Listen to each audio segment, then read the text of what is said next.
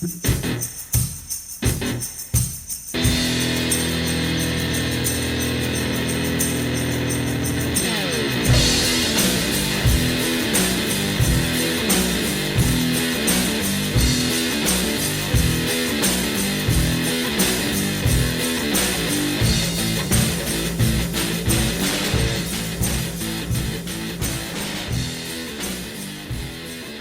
evening, one and all, and welcome to episode 118 for Schnozzcast on Friday, March 26, 2021. This is Bob, welcoming also my co-host, Nick Bader, Mr. Todd Dillon, and special guest, Greg Gumtow. Gentlemen. Where? Good evening. Oh, good evening. How are you, sir? Good. Not so bad. Not so bad. Excellent. Well, if you're new to the Schnozzcast, if you heard about this from a friend and you said, the what? The what cast? How do you spell that? And then they tried and they failed and you had to look us up and then you found it. And here you are. Thanks for finding us. And if you're returning, thanks for sticking with us. This is our Facebook live stream, but we are also recording audio. And if you want to find that audio out on the interwebs, during the internet tubes, you can look out on Podbean, Stitcher, Spotify, Amazon Music, Pandora, and anywhere else where you can get a podcast. You can also find us on social media on YouTube, Facebook, and Instagram at Schnozzcast, SCHNOZZ cast. You can email us if you are so inclined with your crazy picks and your suggestions for Gentleman's Agreement to schnozzcast@gmail.com, or you can text or call us on, Nick Bader, what's the line? It's 618-SHOCKER. Excellent. Just type it into your rotary phone.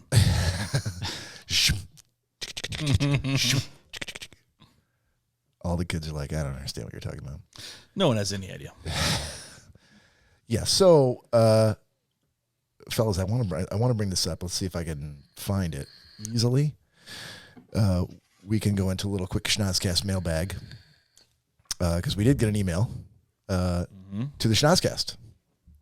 To the Schnozzcast. Absolutely. I don't know if you guys have seen this yet or not. I don't know if I've seen this one or not. Okay.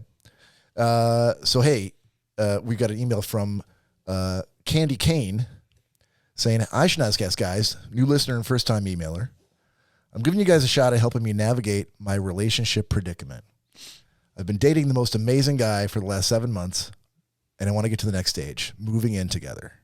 How would you advise that I undertake this scary conversation? Kisses, Candy. Wow. She sounds like a real person. She sounds hot. Yeah. There it is. Well, Miss Kane. First of all, the person that I would normally nominate to be doing relationship advice would be Ms. Danielle Finn, who is not with us today. Yeah. In her absence. She's not dead. She's just not here. Well, not with us doesn't always imply she's death. no longer with us. I didn't say he's no longer with us. He's just not with us.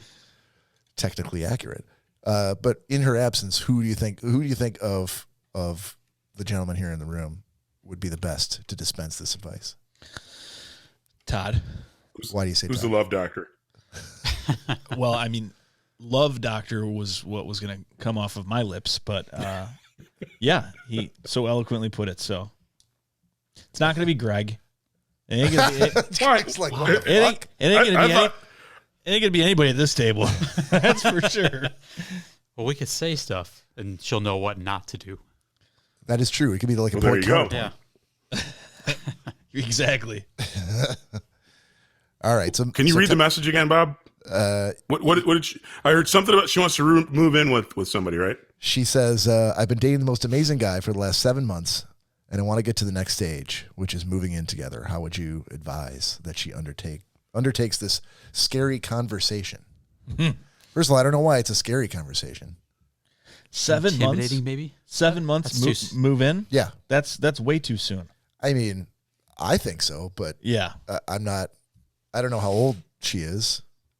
And maybe that's just what the kids are doing nowadays. I mean, and something tells me that with a name like Candy Cane, that you move kind of quick when it comes to sexual relations. I am going to guess that in the interest of being discreet, this is probably a stage name. It's probably not. No. Probably not. Welcome to the stage, Candy. Yeah. Really? It sounds real to me. Yeah. I think she works at the White Rhino. Todd, what would you say to Candy? Well, she didn't provide, so I'd ask her a clarifying question. No. See, that's the problem with the mailbag. It's not live, so you can't ask clarify. You just have to kind of go on what we have. But she didn't say whether she wanted to move in with him or if she wanted him to move in with her. And I think that makes a big difference, right? Okay, then how so? Well, I mean, ultimately, it's an uncomfortable conversation if she's trying to move in with him because she's getting kicked out of her apartment. Yeah, is a lease up on why she's getting kicked out? I mean, is a lease up on her apartment? You know, don't want to did do a whole the apartment building burn down? There's a lot of. There's more info. Exactly. I mean, and ultimately, if he's a guy who's been living by himself, that's going to be a huge shock having somebody move in with you. So I could see where that'd be. He's got to start putting seats down, and he's got to get his toilet cleaning games better be moved up, and all that good stuff. Well, I mean, if you're going to date, I mean, you do have to have a decently solid toilet cleaning game. So I don't know how they made it to 7 months. And if she wants to move in together and he doesn't have one, is she never shit in his apartment? Come on now. 7 months? That seems soon. No, I'm saying in 7 months, there's no way she hasn't shit in his apartment. There's no way. What? You think that's soon for someone to use your facilities? 7 years might be too soon. How soon did Mary use your commode when you guys were first dating? To my knowledge, at least a couple of years. Couple of years? Yeah. What happened if she spent the night? Did she walk across the street to McDonald's? Let's reverse that. I wasn't trying to catch Mary on the pooper, but for me, I didn't poop in her facilities for 2-3 years. Okay, you don't need to have a comedic pause after I didn't poop in her. Period. Facilities. Abode. Facilities. Yeah, please rethink your whole sentence before. I didn't poop in her. What else do I want to say about this? It went in a very odd direction. So it did. It did. Okay. And maybe that's the uncomfortable part. Maybe that's why it's uncomfortable, right? She's going to be moving in and taking dumps in his place. Well, that's a valid point. So the woman's name was Candy Cane, right? Yes. It sounds How like do you spell? Is it like what you get at Christmas? Cane with a K. I mean, it sounds like a gnome de plume to me. Real. Who else do we know as the initial CC? CC. CK. Well, no, it's CK. Cane with a K. K. It's actually spelled with a K on that. Well, that's just what the email address says, man. I'm just asking. I'm guessing this is a gnome de plume. On the email, it's with a K. Yeah. Okay. That ruined my whole joke. Thanks a lot. You and your fucking email. Oh, you're going after Cory. There you go. Cory. I see. Now the wheels turn. I got see what you're doing. Speaking of which, ladies and gentlemen, do we have one young Cory Selesky? Mr. Cory Selesky. Oh, hey. Hey, buddy. Welcome. Oh, hey. Purple Sorry, Writing. I had to upgrade some stuff on the switcher to let myself in the room. A normal person would believe that, but we were not going to bite off of that. Apparently the subscription we had only allowed for one visitor to be on the show. So I had to upgrade real quick, and now we're allowed to. What? Yeah. Well, hold on, but my camera is 1 and Todd is 2, right? Yeah, and No, you're not considered a visitor because it's running off Mixed iPad. yeah, No, it's running off my phone. but last time we had you and we had Todd. Yeah, apparently they did some upgrades Sons to their of system. bitches. Yeah. Okay. Glad you could show up, buddy. And thanks for doing that. Cory, we're just reading your email. And My email. the one you sent about the advice you wanted for you and Danielle moving in together. Your 7 month. Hold on, 7 years. 7 years. CC. Male, not female. Oh, yeah. Male, not female. Really thought you'd throw us off that trail, huh? Nicely done. Uh-huh. I have not sent any emails to our email address, but Not from you. Well, so how long before you were taking dumps in front of Danielle? Yeah, the question, Cory, is the question is The night they met. Yeah. she's been dating this guy for 7 months, and she wants to get to the next stage, which is moving in together. She wants some advice on how to undertake that conversation. And Todd is imagining that the reason that it's scary for her is because she'd now after 7 months have to take a dump in a mutual apartment. oh yeah, that comes easily. See, this is where he differs. So Todd didn't do it apparently at Mary's for several years. Dude, Years, do you know God. do you know how many nights I slept with a freaking stomachache just because I wouldn't even fart Impacted in front of her? bowels. Oh my Frank, I wouldn't even fart. I didn't fart in front of her for 2 years. I'm What a if she's like, gentleman. I want Mexican tonight, Todd. Oh no. Oh, my God. I'll just have a salad.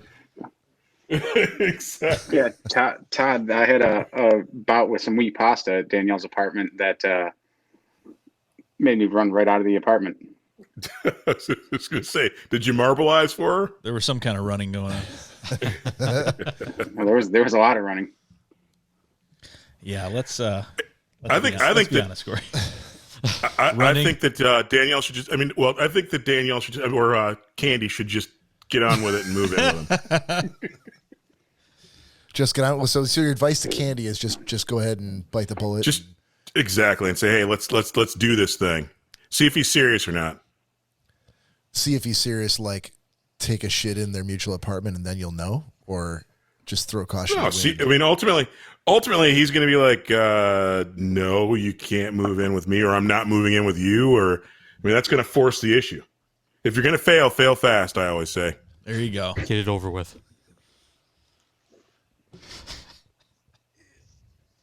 So there you go, Cory. Cory. Oh, it's for Candy. thank you. I mean, Candy. It's for Candy Cane. And I was going to say, Danielle and I have been living together now for a year, actually. Maybe she just never had the 7 months. courage to- 7 months or a year. No, a year. It was the beginning of the pandemic last year that we moved in together. Maybe it was saved as a draft. An accidental send from the drafts folder. Yeah. Yikes. Maybe it got delivered to the wrong mailbox. Like dusting the keyboard. Yeah. Oh, fuck. Spelling the name of our podcast correctly takes any doubt out of the picture. That's true. Yeah. What were we before? Schnozzcast podcast, dot something. Dot Schnozzcast Yeah. podcast. Yeah. All right. So that's Schnozzcast Mailbag for the week. If we hopefully we'll continue to get relationship advice like this because I think we're well suited for it. Oh, yeah. Even without a female point of view. Word. Yeah. Word exactly. Fantastic. All right. Let's go. We're gonna do a little bit of booze news, but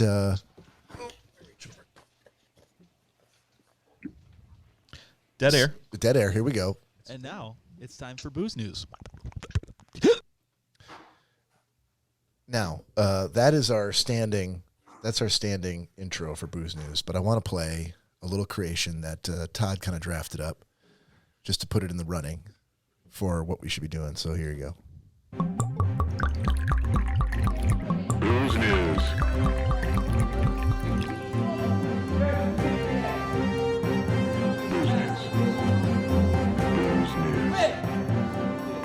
That motherfucker trying to knock me out. It had all the tones of like a serious like Dan Rather news broadcast until the very end when it became like a Spike Lee film. All right.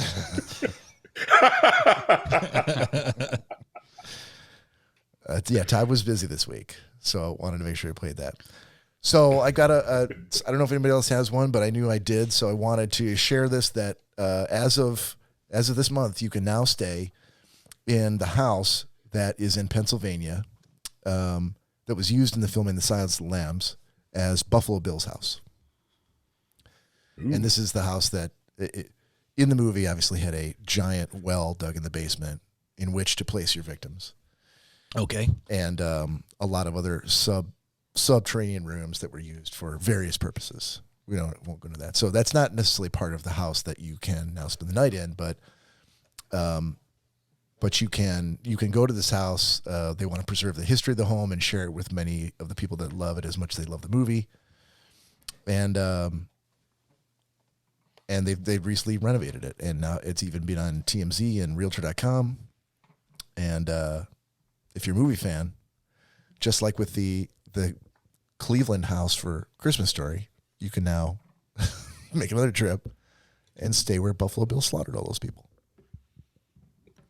Fantastic. It puts Greg, the lotion in there? the basket. Yes, 100%. You would? Oh yeah. As a horror fan. Yes. Todd? Heck no. Why? Because I don't want to be caught up in anybody's put the lotion in the basket drama. So you feel like that would really happen to you if you stayed? It feels like it's a setup. It's a set. Okay. So it's made all the major papers with all sorts of advertising just to get you, Todd Dillon, into the basement. It wouldn't be the first time. The master plan is coming together. Cory, I don't think you're necessarily as big a horror fan as Greg is, but would you stay there? Oh God, yeah. Now it's I'd not. want to stay in the pit. In the. I will put you in the pit. That's fine. We can do this. No, you'd get to sleep over in a bed, but not in the well in the basement. That they know of. No, that's what they're saying. Well, I know what they're saying. Yeah. I'm just saying what we're gonna do. They can say whatever they want. There is no pit in this house. It should be there then. I know it should. That's It's not not real then. No, it's now real. I don't want to go. It's the actual home that was used until they get down in the basement, and then it's a soundstage. Yeah, Well, I don't want to go now. I think that would be like. There's a way bigger list of other houses I think I'd rather stay in, like that, because that's like it's not even creepy to me. Like now the Amityville Horror House, that would be fucking phenomenal. You have a list of houses that are not yours that you want to stay in? Who doesn't? I need to hear more. I need to hear the top 5 of this list. Yeah. Oh, I gotta believe the Playboy Mansion's on there. No, what's creepy about the Playboy Mansion besides diseases? Dude, Old old man dudes sex? going to 20-year-olds? What's creepy about that? that's just called the weekend at Todd's. Oh, snap! Cory's triumphant return on the podcast. I know. Throwing shade from the very beginning. Yeah, no, I mean the Buffalo Bill house isn't that creepy to me. Okay, so the creepy part for you, the creepy part comes in when you would descend the stairs to go into the basement, if that really existed. Yeah, that's Okay. what I'd be looking for. I think the Winchester house would have to be on the top of that list of places to go. Churchill's house? What's the Winchester house? That was it's pretty sweet. Winston. Still not finished. Yeah, so I'm going to butcher this a little bit, but so the guy who invented the Winchester rifle, the Winchester family, his wife went crazy and built this mansion to, like, you would open up a door and there'd be a brick wall. She thought she was being haunted by everybody who was killed by her husband's rifles. Okay. She built this monstrosity of a house that is said to be haunted. Whether it is or not, I don't know. She had it built. She didn't build it herself. No. Okay. Well, so she No. She contacted a company. They're like, "Here's what I want," and they said, "Yeah, we can do that." Yeah. Okay. All that The rifle weird money. part, the weird part to it is that the house has never actually been finished. To this day, it's still being quote unquote built. What? Well, is anybody actually working on it? The ghost of Winchester, I imagine. I don't know if there's currently construction going on as we speak, but yeah, it's always been a work in progress. It's never been a completed home. Oh, whoa. That's why I'm not a horror movie fan. That would creep me out. You would stay there, though, wouldn't you, Greg? Oh, yeah, 100%. Sick bastard. All right. Well, Greg almost buckled the table. I felt Pushing that. myself over I here. felt that. I'm trying to sit up. Felt like being inside of a Like small a- pop-up camper in Yellowstone. Like a ship buckling in the middle of a high some seas. sort of grizzly trying to get our fucking picnic basket. He Nick- said something emphatically earlier and was like, well, anyhow. And I'm like, Jesus, dude. This big bear paw Yeah, on the table. that wasn't bad enough. So now he's trying to actually buckle the folding table.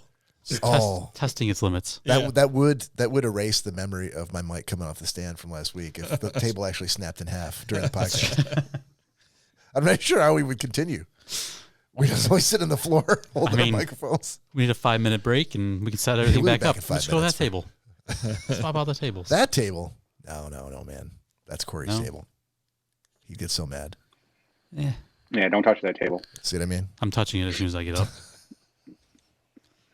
Always You're gonna not touch allowed it. up for the rest of this Touch podcast. it in ways that you wouldn't even want to see. So was that booze news? That was booze news. No, I got a booze news. Oh, I got a booze news. I was just about to ask, and you're like, wrap it up. That's booze news. I'm I like, mean, I don't I'm done. know how much more we could stretch out the house thing. So We can keep jump going in there, Todd. So I have a booze news, but I still have some more news sleuthing to do because I heard this secondhand from a trusted source. And I don't know the name of this. It's about a contest out there, and I've personally named it Bezos's Rochambeau. So Jeff Bezos is the target of this, and as you guys know, I spent some time Hold on, Todd. Like Rochambeau? Rochambeau.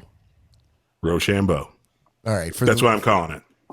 Okay, I know what. So for the listeners who are not in the know, can you define for them a Rochambeau? Well, the traditional term that people think of Rochambeau is like rock, paper, scissors, but the real Rochambeau is when you take a dare and basically one person kicks another person in the crotch until somebody calls uncle, and the last person standing is the winner of the Rochambeau.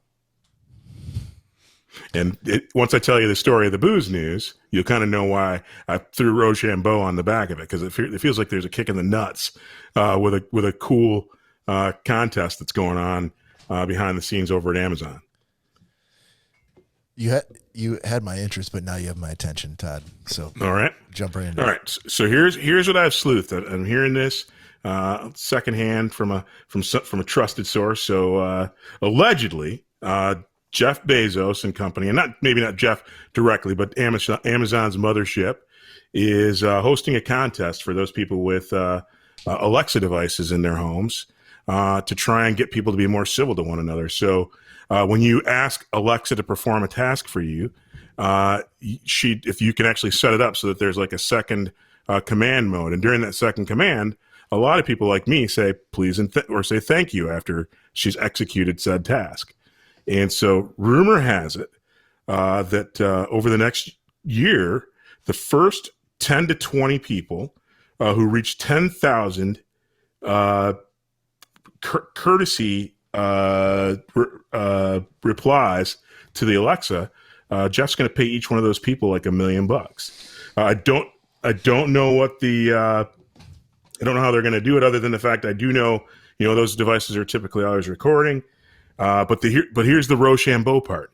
The scuttlebutt I'm hearing is that if you get to let's say 9,999 and someone in your household F-bombs Alexa, you get reset.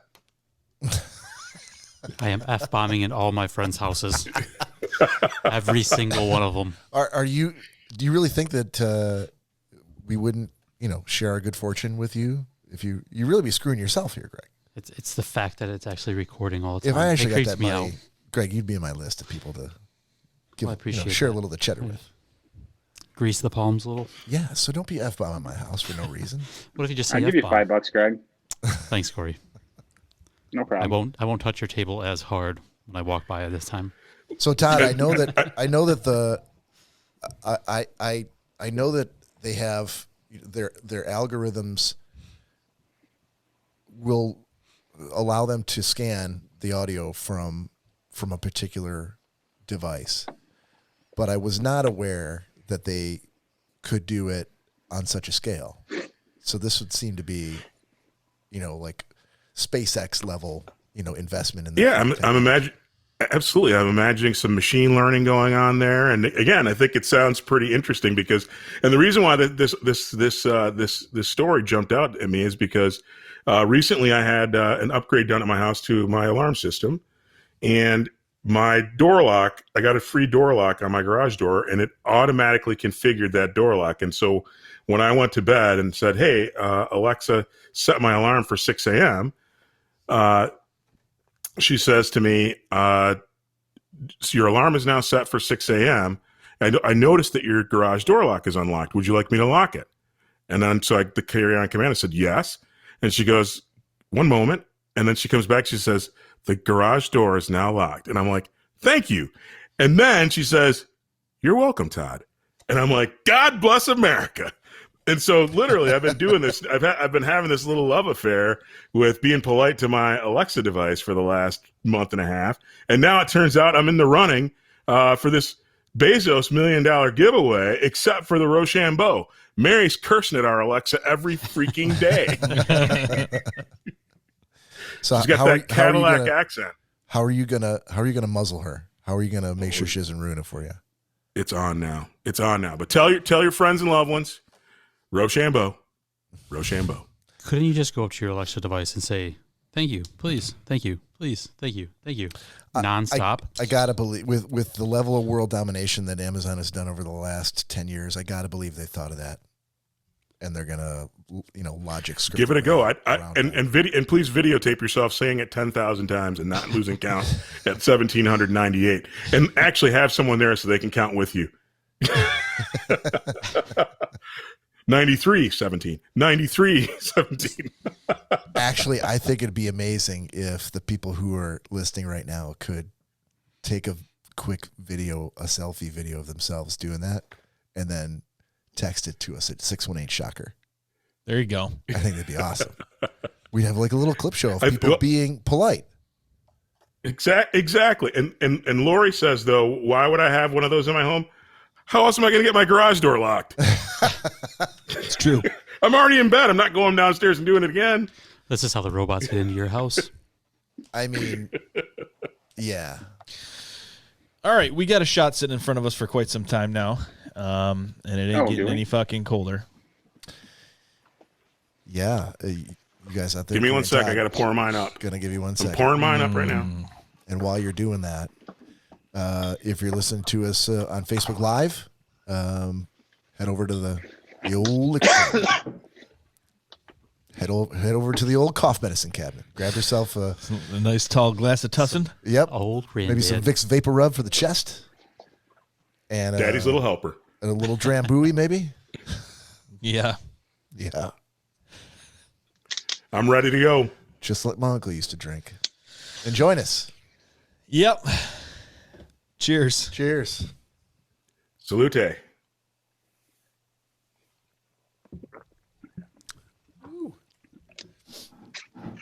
Wow. Does anyone else have good. a booze news? I don't. Cory, do you have a booze news? I do. You gonna let us know? No, I was going to once we were done with the shot.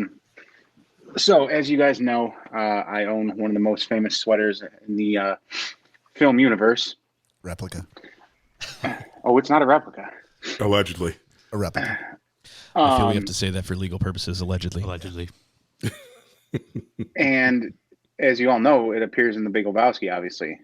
But in my many, many, many hours of cinematic film watching over the last 2 weeks, I came across another cameo of the sweater.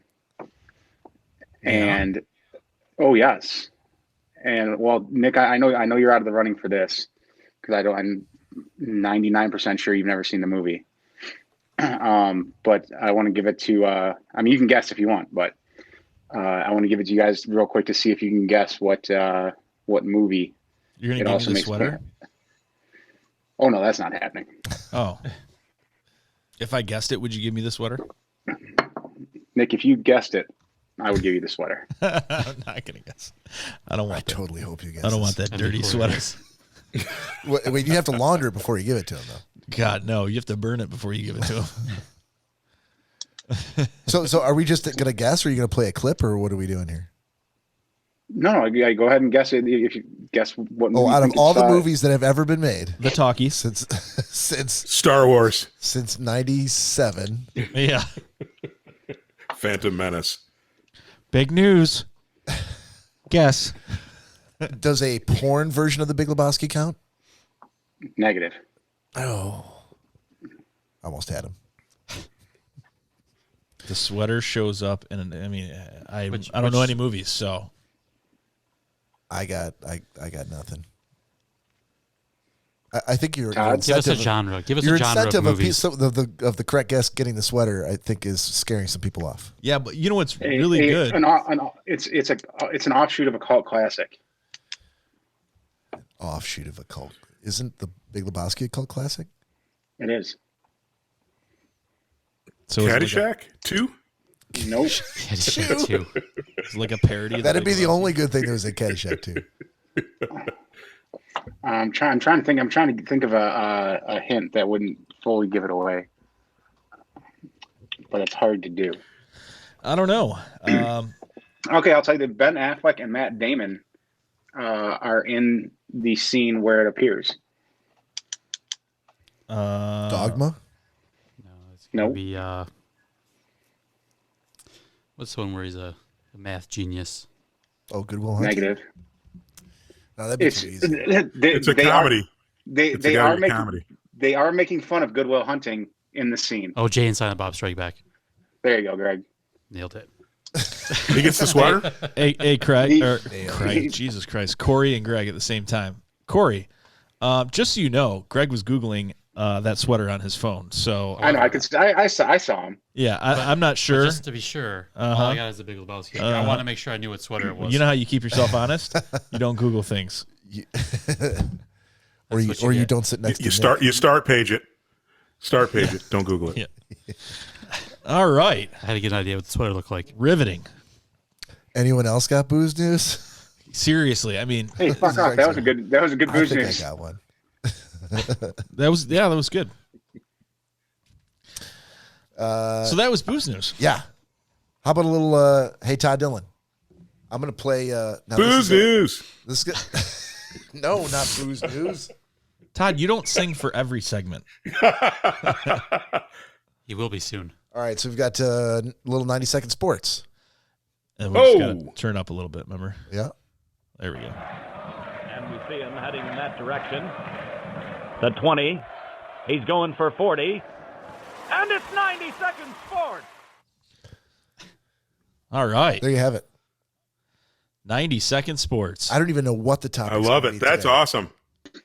I don't know what it's That's going to be. I'm so excited. Well, I will let you know here in 1 second when we start the timer. You're going to tell me what the topic is? No, Okay. I'm waiting. I can't wait. can't. Oh, I guess I have to. 90-second sports, Mr. Dillon, starts now. Hey, 90-second sports today. Actually, I'm going to talk mainstream. We're talking about football. Can you believe that the Seattle Seahawks are talking about getting rid of Russell Wilson? And I don't think they can move forward without this guy at the helm of this team. What do you guys think? Has he been up, down? What's he been doing? He's been having career years. Career he year. is, Okay. He is their team. I have not been following Seattle, so obviously you'd prefer they kept him. Well, I'm not a Seattle fan, but I think he's the backbone of the team. Ultimately, it has no identity if he's away from the team. And I'm amazed that they would talk about shopping him because there's not another person. Even Tom Brady couldn't be the face of the Seahawks. So he could not turn it around. He would make no impact in Seattle. No, well, Wow. other than to get killed because Okay. he's got a horrible line. So you're And making the Russell argument. Wilson's done. You're making the argument they should Russell's done keep it. Russell Wilson. They've done it. It'll be an unwatchable product without Russell Wilson on the team. Okay. So what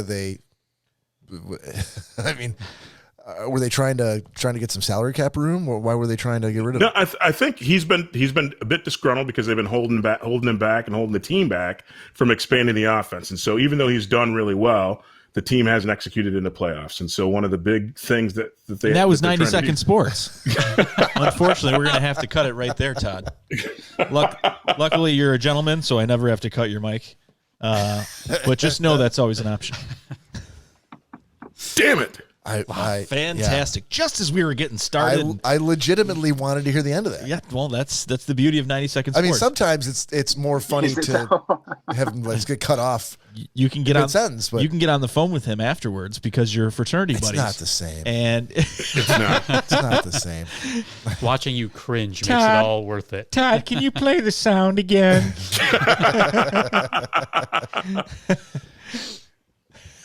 Oh man, Bob's wearing his headphones with his cell phone in the backyard.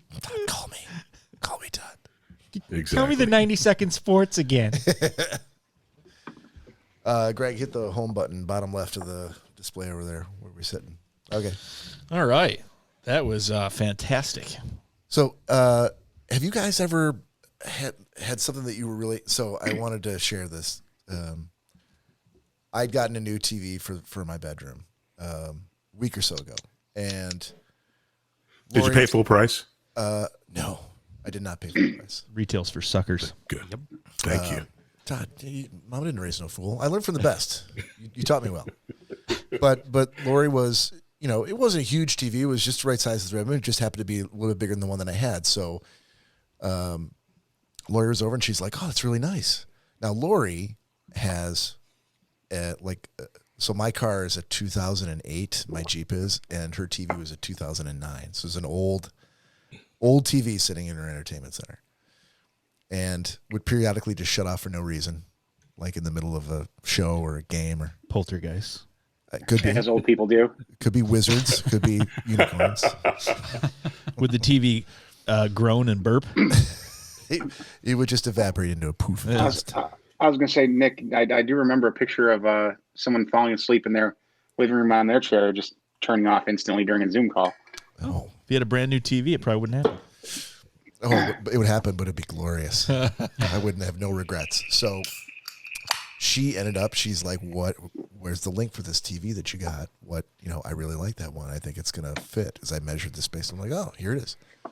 So she got it, and it came in the mail today, and it kind of sat in her room nest. So she's a bit leery of technology.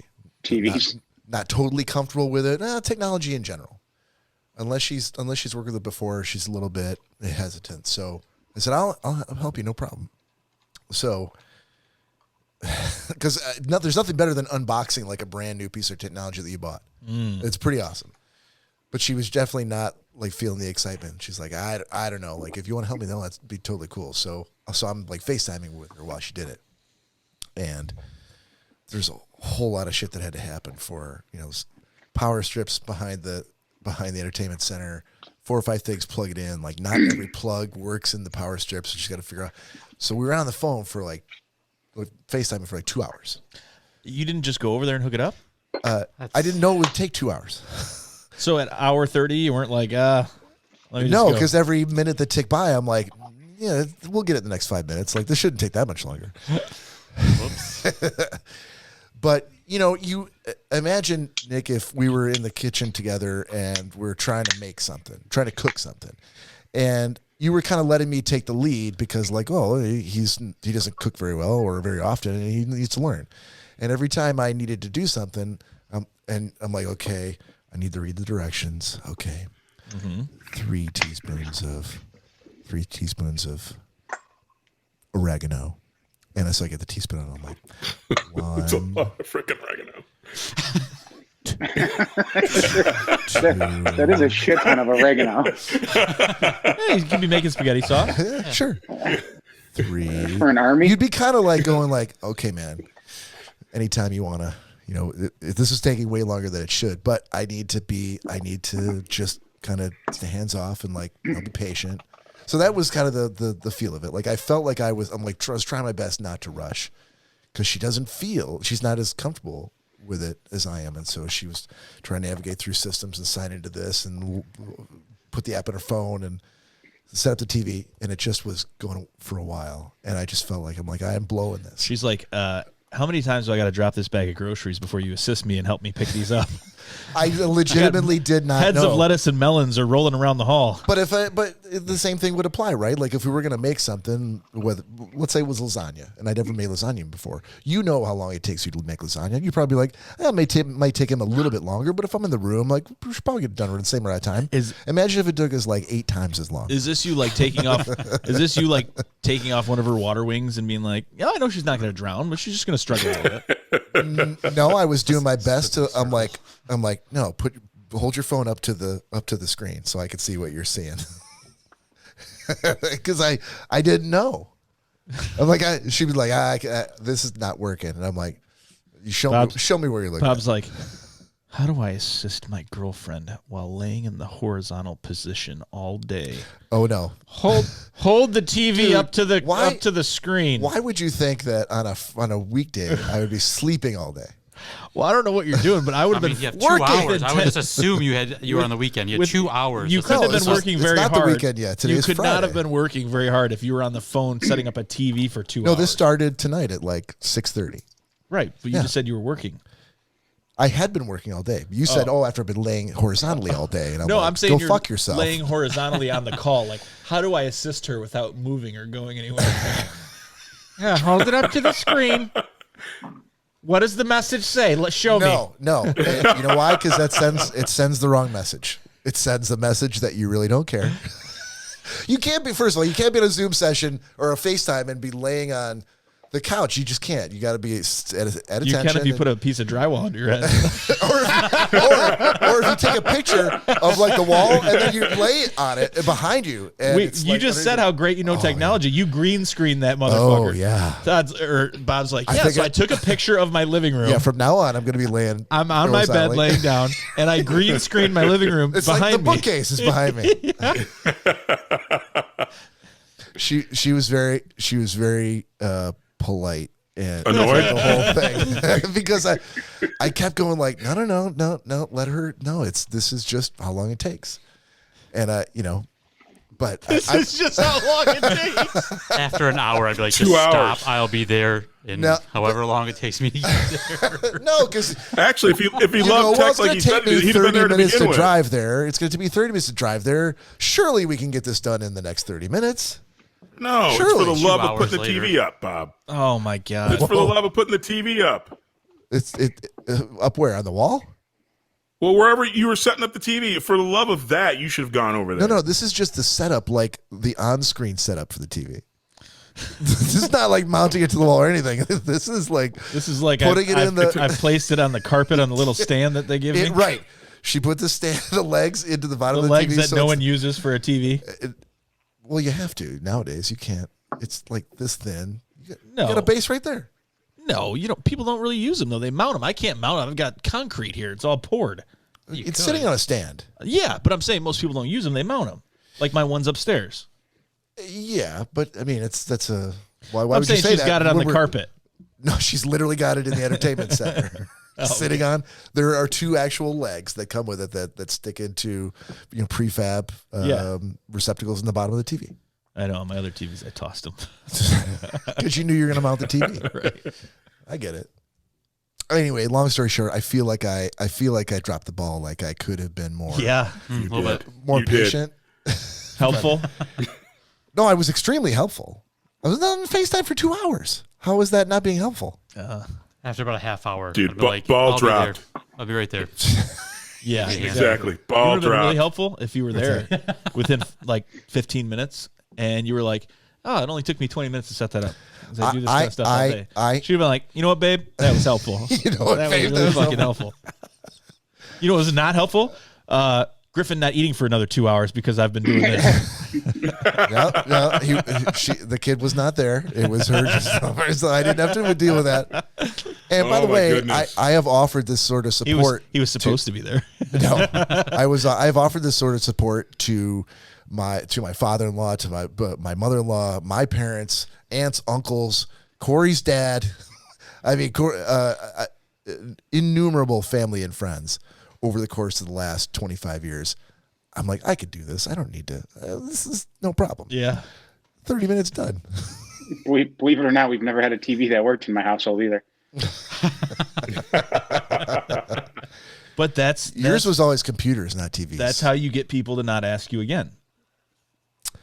Do you think I was subconsciously trying to I dissuade her from ever? I think you were consciously trying. You think so?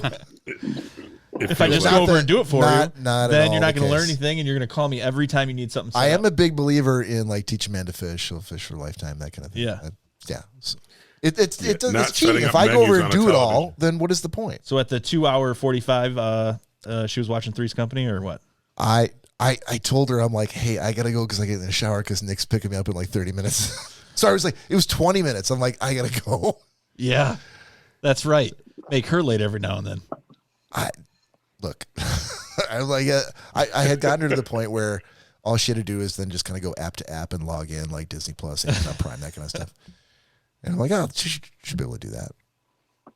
It was a I think it's like painting when you're with somebody. She said every person that you've named that you've helped in the past is a full 25 years older than her. That is absolutely true. Yeah. Cory said and also dead. No. Jesus. No. Some of those people are still alive. I would say a lot of them that you named are currently no longer with us, but. Well, I wasn't trying to meet a quota. Hopefully, I did hit some alive people there. I think I did. I think we're picking up on a sign, some sort of pattern. My assistants tends to drive them to the grave. Yeah, is that what you're saying? Lori, tear that TV down right now. Just hit auto reset. Reset the factory defaults. Yeah, all the wires are being ran across the floor. I think so. Todd, have you ever? I'm not going to ask Cory this question, but Todd, have you ever like painted a house with Mary? Funny. Yes, once. Did it test the very fabric of your relationship? For about 15 minutes, and then I Hired someone? I explained to her that I was not a professional painter, and if she wanted one or wanted me to be one, that wasn't going to happen. So she either took me dripping paint all over the wood floors and painting past the tape lines, or stopped complaining, or told me no, let me do it. So I painted with her one time. It was promptly excused, and I've been paying people to do it ever since. Nice. Did you Smart man. Did you unzip your coat with your shirt that said "in sickness and in health"? Just point to it. Exactly. What now? What now? Why is that Exactly. his painting shirt? Because Is that the shirt he stops paint all over? inevitably Exactly. he's gonna get yelled at for doing it wrong. So That's he what can be I like, think. Exactly. "You agreed to take me sickness. and health. Exactly. This is Exactly. my sickness." And it's also my painting shirt. Yep. Yeah, I think love it's it. those times that test your relationship. And I was kind of looking at this is one of those times. Like, if we can get through this, we can get through anything. I would like. Go ahead, finish that sentence. I would like a real world style show. Yeah, Maybe like a point of view, some sort of show where no one's allowed to help him, but it just follows Cory painting an entire house by himself. How long would that take? how many seasons? There would be many. There'd be a lot of seasons, like 6 seasons of a show. 10 episodes per season. Time for a chew. Now, I say that I say that jokingly because I've never painted anything with Cory. I don't know. Maybe he's the world's fastest painter. No, he's not the fastest at anything. But he could be. But how amazing would it be if No. if he was really Like a fast at that? Have you seen him try and screw in the light on the ceiling? But it's not painting. I'm saying, what if I've never that's tried his to like screw Superman the light skill? on the ceiling. How many Corys did it take? Hey, come on. He would need at least 2 stools to Or, get up there and change those tighten lights. a clamp or do anything dexterous? But with painting, you can have the brush or the roller on like an extender, and you can cover a lot of ground with very little movement. Maybe this is his forte. I don't know. It's just a fallacy. Houses don't need to be painted. Hey, you're supposed to paint before you sell it, right? I just saved myself a trip. You just take that can of paint, put a little cherry bomb in it, walk out the door. Yeah. Problem solved. Cory painting. I don't know why I find that so amusing. You find it very amusing. Yeah, and I don't just know imagine why. it. I'm so glad that's amusing to you. All the fine details. See, normally you find things like that amusing because they have some things have to be done at a particular clip. Painting is not one of those things. Painting you can kind of do is at your leisure, at your pace. Well, you can't. You can't have one end drying before the other end. Sure, you can. If you're good at it, if you understand painting, you can do that. I don't understand painting. That's where the problem in lies. So Nick, you would just put Cory right in the closet every time. Hey, that closet needs painting, buddy. Why don't you start in there? Yeah, that'd be fine. Okay. No, oh God, I can't even imagine. Nick's thinking of a room he can paint. Invite Cory over just to see. No. God, no. Because maybe his forte is like doing like cutting in around like baseboards and trim. Hang on. Yeah. We're gonna talk about how long it takes someone to paint something. Nick, how long has it taken to get your living room painted? I'm sorry. Did someone just whisper that to you? Background. Is someone feeding you material? Miss Danielle Finn, everybody. From the bleachers. If we want to go tit for tat, that's one thread that I don't think you guys both want to pull at. Danielle Finn from the top rope. Yeah. I got a big hat with a lot of feathers in it. She goes, it's been the same color for 6 years. And I've improved more things in my house than the two of you combined. So just to let you guys know too, she has headphones on currently, and somehow she heard that. Good. It's that ultra powerful new microphone. Yeah. No, I scrapped the microphone. Oh, did you? Yeah, it was way too it definitely sensitive. sounds different. Yeah. I do recall my brother-in-law, I will not name which one, who Andy. rumor Nick. He's been outed. used to paint, like, as brothers and sisters grow up and one of them buys a new house, the next one buys a new house, and generally the family comes over to help paint the first time. And who would or they don't. He would do such a poor job that no one would ask him to come back again. And that was his calculated way of getting out of it. It's a wonderful plan. Yeah. Yeah. But I was saying that maybe the little jobs like cutting in around the trim and the baseboards, things like that take a slow and steady hand. Maybe that's really where Cory shines. Yeah. I just heard slow and steady hand. Slow and steady Cory. hand. And Cory in the same sentence. Yeah. Steady. I mean, have you seen Cory's hands? Yeah, okay, yes. Okay. I wouldn't. Okay, but maybe there's a. I mean, come on. I love him to death, but I would never ever call anyone's hands steady. Not Cory Selesky. Not at all. All right, I'm trying to help you, buddy. No, I think he would be good at the slow-moving, smaller details. You're right, but I wouldn't describe it as slow and steady. I would just say slow. Fair enough. Probably attention to detail. There you go. Yeah. There you go. A almost compliment from Nick Bader. Yeah. And that almost compliment will close out the first half.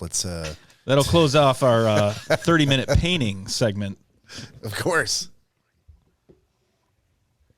So we're going to take a break right now. We'll be back in 15 minutes. You don't have to leave the room. Stick around. We'll have some music and a little bit of spoken word. Nom de plumes. Yeah. Sorry, Gnomes de Plume. You're welcome. On the Gesundheit. On the interlude. And we'll be back with you very, very shortly.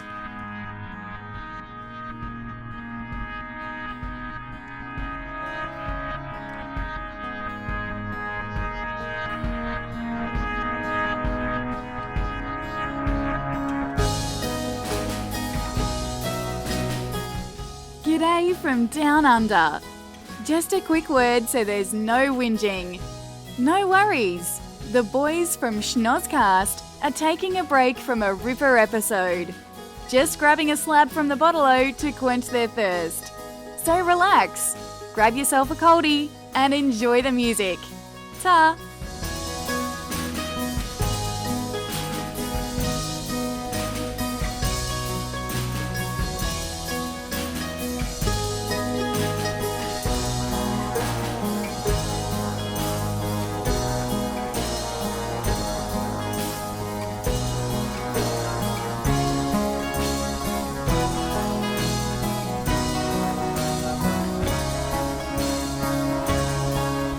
right, welcome to the second half of episode 118. While Bob pours us some libations, we'll kick things off with gentleman's agreement. Cory, what did are we going back a couple weeks now? What was the last thing that you were assigned? I tell you. The dig. Dig. Oh, that's right. You sound very excited. Nick, did you actually watch this? Oh, yeah. Why? It was a good movie. It was a piece of shit cinema. Okay. That's a great start. Yeah. Here we So, go. Should we kick this off with the shot before Cory gets into ripping this movie a new one? yeah, I'm going to need one. All right, gentlemen and ladies out in the room, please join us. We're going to do another shot. So here's to you. Cheers. Cheers.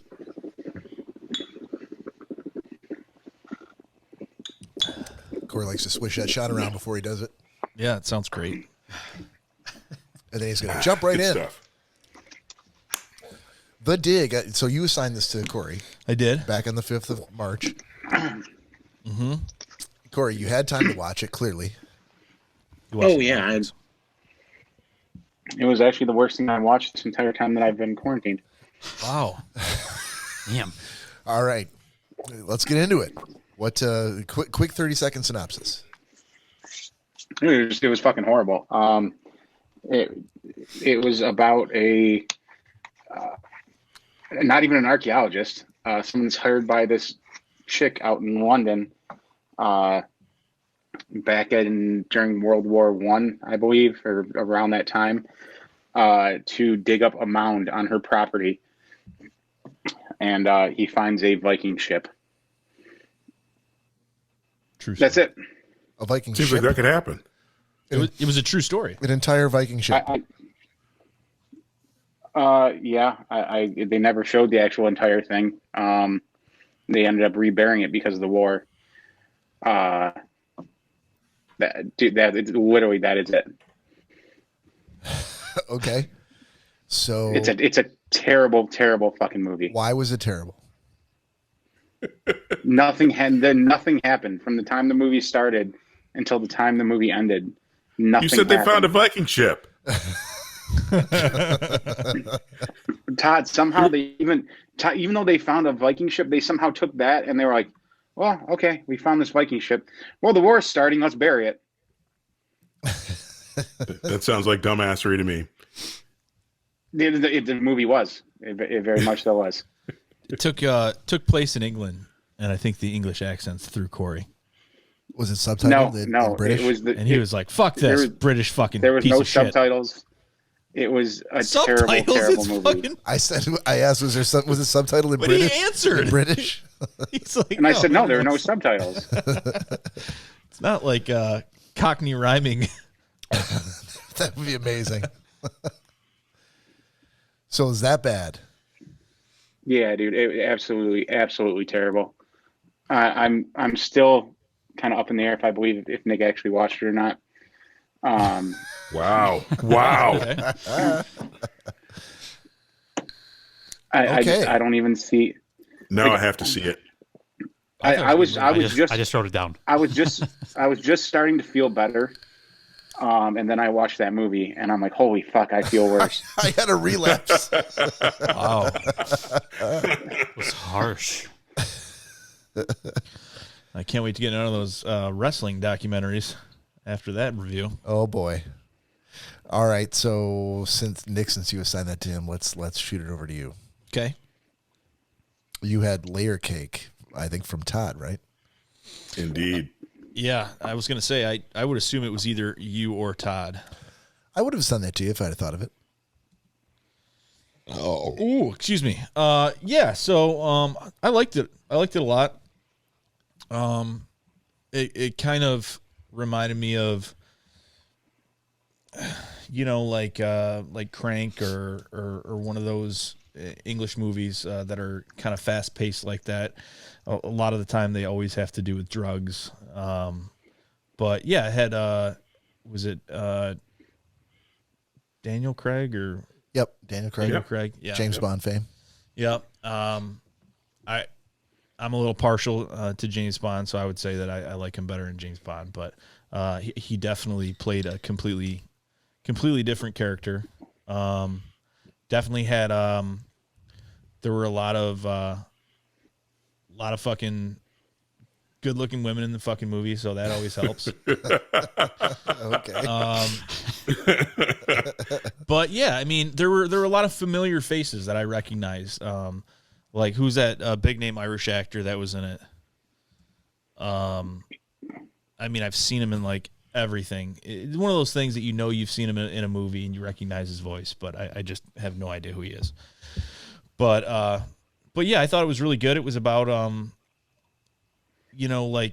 all the different things that go on, and it took place in London, and it had a couple highs and lows in regards to like dealing drugs and the underground of that, and then the police being involved, and spoiler alert, having hitmen and who owes who, and kind of a whodunit kind of thing. Mm-hmm. But yeah, I really liked it. There were some good twists in it, I thought. That's why I assigned it to you. Mm-hmm. Up until the absolute end. So. All right. Todd, you got Restrepo from Greg. I did. And wow. I thought it was great. Again, I've been getting a lot of documentaries, but this is pretty cool because I saw the movie version of one of those stories there, and I thought the movie was great. Makes you really appreciate the men and women who serve this country, especially when it's done just them living the real deal. So the documentary was amazing. It was very, very well done. I think the only thing that left me kind of hanging at the end is that there wasn't a message like where these guys are like now post the documentary, or what help that they were being given so that they could, regain some semblance of a normal life after experiencing what they experienced. Okay. So you would recommend it? Absolutely. Okay. What was the other movie that you originally suggested for him? The Outpost. And you had seen it, right, Todd? Yeah. Yes. And it was the same. It's the same spot. Okay, but different point of view, different time frame. Correct. Different. Or A specific point where they were moving forward in that valley. Okay. So the name of the show is the last name of one of the people killed there. So they named an outpost for him, and they were talking about. Well, I don't want to give too much away, but it's in that famous valley in Afghanistan that's indefensible, and literally you lay down. They get attacked every night of their deployment. People they do very short term assignments there because it's that dangerous, the most dangerous spot in any war zone ever. Okay. Very cool. I know I've seen Restrepo. I've not seen The Outpost, and that I think I mentioned last week. That's one that's been on my list to watch, and so now I have to do that. All right, Greg, you ready? I guess so. I had The Endless Summer. The Endless Summer from me. Yes. Wait, are you going to the same notes from last week? Like, no, suck, I was. Suck, I'm just, dot. I actually deleted it, but I have zero interest in surfing. That is information that could have helped me. I didn't know what it was last weekend. Yeah, that's what I was counting on. Yeah. You're thinking of Blue Crush. No, you said that last weekend. Recycling old jokes from a week ago. I can't remember what I said last week. That's Greg. Greg can't remember what he said last week. I don't remember what Bob. he said last Bob week. can't remember what he said last None week. of us can remember what we said last week. I did watch it though, and made it all the way through. It was interesting. It's okay if you because didn't like it. I did. I mean, it was. I really didn't care for it. Okay. Wasn't my thing. Mm-hmm. It was interesting because they were actually going. I would like to know today if maybe some of those places that they did surf, if maybe those native villagers kept surfing because they saw them do it when they were over in Africa. Like, did it spark something with? Because they were trying to teach some of the young kids how to surf, and I'm wondering. So give the folks a quick 30-second synopsis of? It's about two guys. Basically, they go on this little. They call it the Endless Summer because they go on a summer trip, pretty much down the coast of Africa, as well as a few other places. So Nick muted his mic to do that, forgetting that these microphones are pretty sensitive. All you can do is try. That is true. A for effort. Yes. So they basically go around on their surfboards and surf these areas that nobody's ever surfed before. Okay. And it was shot in 67, I believe, 66 or 67. Yeah, it's an old one. Yeah. And you can tell by the way the announcer talks who drove me nuts, but I don't like the way he talks. You know what? If I had known that you weren't a fan of surfing, I would have assigned you a more recent surfing doc. Yeah. Where the announcer would not have been a factor. Yeah. But What? Wait. Did you just say if I had known that you weren't a fan of surfing, I would have given you another surfing movie? But it would have been more recent. But you just said if I had known you didn't like surfing. Did you know there's an Endless Summer 2? I did. But you got to start with the first one. Well, yeah. It's like watching The Empire Strikes Back before you watch Star Wars. Come on. He's not a fan of surfing, but he's even more not a fan of announcers. But announcers, hey, listen, announcers can make whoever's doing the show. Look, hold on a second. Look, you know that I'm not a big documentary guy, and yet you keep assigning me documentaries. So who me? Yeah. What did I give you? I'm going to be reviewing one of your documentaries in just a second. That doesn't mean I keep giving you Yes, them. you have. Should I do a count? I will do a count. I certainly am not. Take it to the cards. It is a stunning large number of documentaries. Okay. So, all right. Yeah, I liked it, and I thought, like, even if you don't like surfing, like, this is a great movie because it transcends, in my thought anyway, it transcends surfing as a sport to something that's more of an experience that is not just about the sport, but about communing with nature. That's fair. Okay. But I was still rolling the dice. Yeah, no, like I said, I just would like to know if that changed anything. You know, maybe they're big surfing culture over there now. Do you think that the Endless Summer 2 addresses that? I don't know. I won't ever find out. Unless you tell me. That's fair enough. I think we know what Unless you're you tell me. No, I wouldn't do that. Now that I know, I wouldn't. I probably wouldn't give you another. Note taken. Just the first one, but not a second one. By the way, we had a very reputable and upstanding person comment on the dig. Is it Lori? Okay. She said, I loved it, and the ship was also Anglo-Saxon.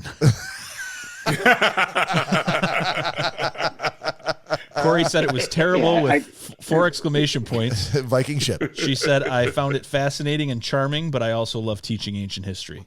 Cory then said that if it actually taught ancient history, or if it did, that he would have been all about it. If they made a documentary, he could get along with that. Yeah, if that was in documentary form, I think that would have been a great documentary. Turning it into a movie, I think was where they missed out. Because it really didn't teach anything as far as history, and Lori might disagree with that, and that's obviously fine. But it's not fine. She should get off the show. Never come back. Thank you, Todd. But as a work of fiction, its job is not to teach. If it did, that would be a documentary, right? It's not fiction. No, it's not fiction. But it's not a documentary? Correct. It's a movie. No. So it's a reenactment? It's a movie based on true events. Yeah. It's based on true events. It's not like what they do in Gettysburg. It's not a.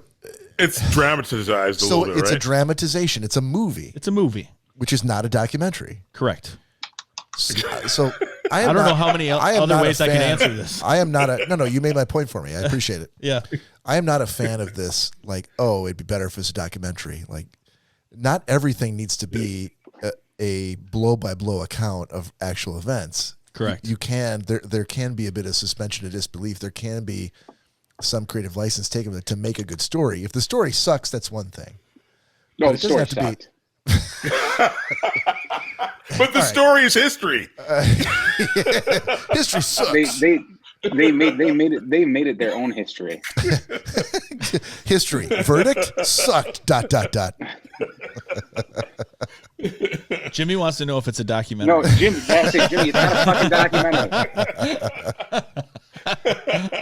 All right, Greg, are you done with the Endless Summer? I don't want to cut you off. No, I'm done. Has it said all that could be said? Done. Okay. Yes, all that I'm going to say. All right. I had the disappearance of Madeleine McCann given to me by Nick. And Bastard. I'm sorry. Bastard. Why? Because you gave this to me. I know. I'm saying that it's probably. I'm just waiting. It's a documentary. Yep. Absolutely. Waiting.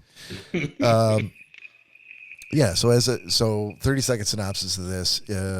There's a family of 4 that went on vacation for a week in Portugal, and while they were there, they were staying in. It seemed like they were sort of a vacation apartment complex, and they had put the kids to bed in the room and then gone down to the pool area with some other parents that they had met while they were down there. And while they were down there, somebody went back. I think the dad went back to check on the kids and found that one of their daughters, Madeleine, was not in her bedroom, and the window was open. There were a couple of other things that were, things that he noticed, but there just became this sort of frantic, searching for the daughter, for the girl, which inevitably involved not only the other people that were in the apartment complex with them and that they were eating with, but also like the whole town that they were staying in. And then ultimately the Portuguese prefecture of police and the local prefecture of police, and then the Portuguese equivalent of the FBI. And so each episode was an hour. I watched the first 2 episodes. I think, this is something that goes for like a whole season. So I never got to the point where there's any kind of a denouement at the end, or did they find the girl? Did they not find the girl? They find a dead body, whatever. I had to look it up because I wasn't going to be able to watch more than 2. But I will say, as a parent, it was pretty terrifying. It was your worst nightmare.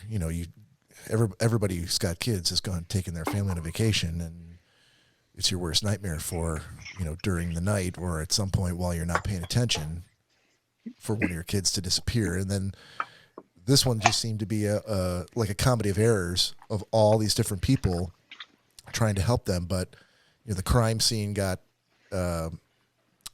contaminated with all sorts of people coming in and out. They had to treat it like a robbery, and ultimately, like years later, they still had no clues as to her whereabouts, no leads, no real leads anyway, and the parents, vowing that they will continue to search for their daughter forever. And it was just, it was fucking very depressing. So, I mean, I was more than happy to finally finish that second episode so I could move the fuck on with my life. And it's just, it's not, I've never been assigned a happy documentary that turned out well for everybody, or, it's just nothing but misery and sadness every time I get an assignment from anybody that's not named Todd or Bob. You give yourself assignments? I'm just saying, you and Cory have assigned me always nothing but, I mean, to me, that depressing shit. Investigation, discovery kind of stuff is interesting. I mean, I thought about that a lot. I thought like, why is Nick happy-go-lucky, like why is Nick, not just why is he assigning this to me? Well, I'm like, why is he watching this in the first place? And not just watching like the first episodes, like clearly he's watched like the whole season. And I know that a lot of people are like, Netflix and chill with watching murder documentaries and like Wayne Gacy, whatever. No, that's weird. But the fascination with it is something I don't understand.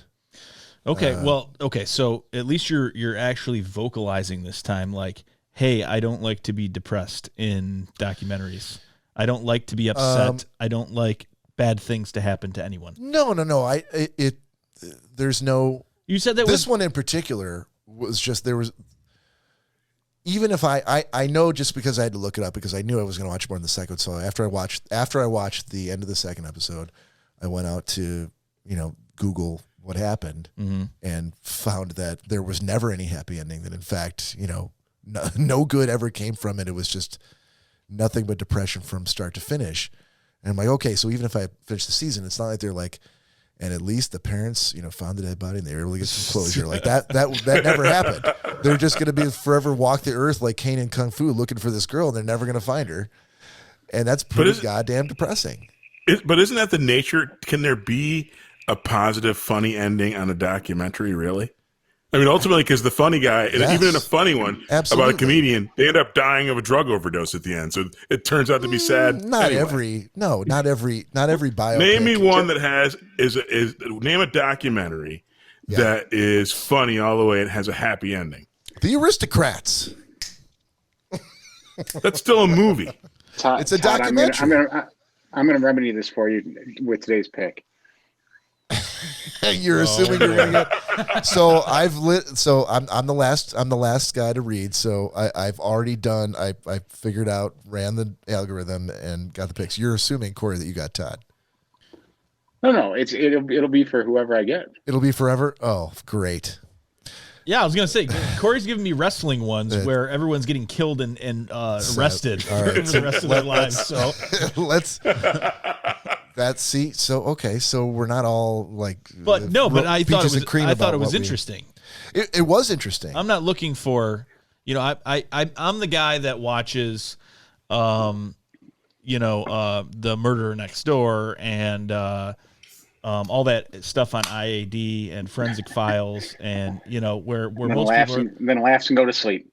Where most people are like, oh, this is I can't watch this. This is giving me the chills. I gotta watch this and then go to bed. Like, I find that very interesting, like the crime scene photos and all that stuff. So, but it's good now. I actually know that that's not something you like. So, Nick, I will side with you on that one, definitely, because after you you left our call the other night, Bob and I kind of discussed it, and he kind of broke it down how it's so depressing. I can't watch these shows where people are just, they're dead. I'm like, well, it is interesting to me as well, though. But apparently Bob just can't. And you know what? To each his own. I guess if I run across that where I'm like, but I'm like, oh, I know who loved that. Nick and Cory. Yeah. I will keep that in mind. That's why the Kathy Seisnick thing, like I loved, and you were like, God, I was never more depressed in my life. I was like, what? On that one, I didn't finish it, but I also wasn't curious enough to go look up and see whether or not there was ever like any sort, not even just a happy ending, but just sort of like a closure. But to me, it's like, that was what was so depressing about this one, was there's no closure for the parents. It's like, whatsoever. This is life that actually happens, and it's like, there was an accident that occurred in front of me, so I'm going to cover up my eyes and run away to the ice cream parlor and be like, la la la, didn't happen. I'm going to live in my own world. This is stuff that. But this is like you going like, oh, there's an accident. I'd love to watch all of that. Like that's the investigation, not like people bleeding and dying, which I don't think is what I gave you. It. Well, not at all always. But she's like, what's going on? There was no blood or anything in the movie. But there's a lot of it. That can also be a good part of it. It can also be a big part of it. And I know from talking to you guys who've reviewed a lot of these. So thankfully this one didn't have a lot of that, but it was just a disappearance case. So at any rate. Did you not like Unsolved Mysteries? I never watched Unsolved Mysteries. Really? No. How did you not watch it? I think I just explained why I would never watch Unsolved Mysteries. But that being said, I will say that this was very interesting. It held my interest, and I watched the whole two. And it wasn't like, I'm like, I don't think I can make it through this. I'll just fake it. Like, I actually watched it all. Well, you won't. As you take to heart what I tell you as far as feedback, I will do the same. Much appreciated, sir. Yeah. All right. So for new assignments. I'm not going to. So you're not going to. No. Todd, you don't always have to be the bad guy. We love you. It's all right. All right. So I have drawn Todd. Todd, you have drawn Cory. Cory, you've drawn me. So you're going to get your chance here with me. So hopefully I'll get that happy ever after ending. Greg, you have Nick, and Nick, you have Greg. Oh boy. Interesting. Okay. We going in any order here? Whoever speak up if you know what you want to assign. I got you, Bob. You got me? All right. I want to hear Cory give Bob. Let's start with that. Go ahead, Cory. What do you got for me? You're going to watch Frowning. The fittest man alive. Sorry, say it again. Frowning. Froning. Forin. I'm sorry. Forning. What? Fittest man alive. Forning? Froning. You said F-O-R. Bob, You mean F-R-O-I. You mean F-R-O? Frawning? Q? I'm sorry. Spell, yeah, it, spell it again, Corey. Fawning. Froning. F-R-O. Umlau. Fronois? It's on Netflix. Froggy? You Now, said here's you said the fittest man alive? yes. Now here's what's really cool about this, Bob. Okay. I did not know this until I came across it the other day on Netflix, and Danielle was like, "Holy shit, that's my cousin." What? This documentary is about Danielle's cousin. No, it isn't. It definitely is, and as a matter of fact, there's a lot of people in the documentary that I know and have met from his What? family. And she just found out about this week? Yes. So Very close cousins. they never mentioned it? No, well, he lives in Tennessee. Yeah. Kevin Bacon does not live in Tennessee. I got a whole mess of cousins down in Tennessee. But it is her cousin, her family that is in this entire documentary. Are they the Finns? The Fronings. That's the last name? Froning. The Fronois. Rich Froning is the guy that's the documentary is based on. All right, man. It's not the people with the blue skin, is it? I can't. No, you think of Avatar. No. I can't wait, Corey. There's some other aspects about it that we'll talk about. Yeah, don't spoil it. I will be watching it. Don't sign the royalty checks just yet. No, there's other reasons why it's a good pick for Bob as well. Okay.